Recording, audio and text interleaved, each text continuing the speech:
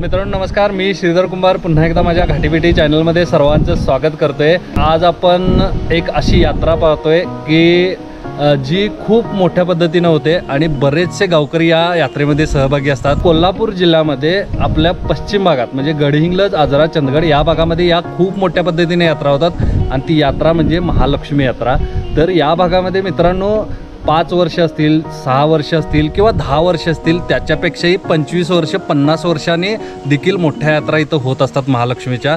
आणि अशीच एक यात्रा आज आपण पाहायला आलोय आणि माझ्याबरोबर आज सुशांत आहे। बऱ्याच दिवसानंतर सुशांत परत माझ्या व्हिडिओमध्ये आलाय। तर सुशांत, आपण आज कुठे आहोत आणि काय करणार आहोत आणि कुठली यात्रा पाहतोय? तर आज मी माझ्या बहिणीच्या गावी आलोय। माझी भाचे मंडळी सुद्धा माझ्यासोबत आहेत। त्या गावचं नाव गिजवणे आहे आणि ह्या गिजवणेची 16 वर्षाने महालक्ष्मीची यात्रा होणार आहे आणि तेच लक्ष्मी खेळवणे हा भाग आपण आता पाहणार आहोत। तर मित्रांनो आज मम्मीचं घर म्हणजे ते बाहेर झालं। आज लक्ष्मी इथं खेळवली जाते आणि तीच आपण पाहणार आहोत आणि दुसऱ्या दिवशी मला वाटतंय आपण संपूर्ण जो परिसर आहे तो देखील पाहणार आहोत, बरोबर ना? तर चला आपण आता जाऊया।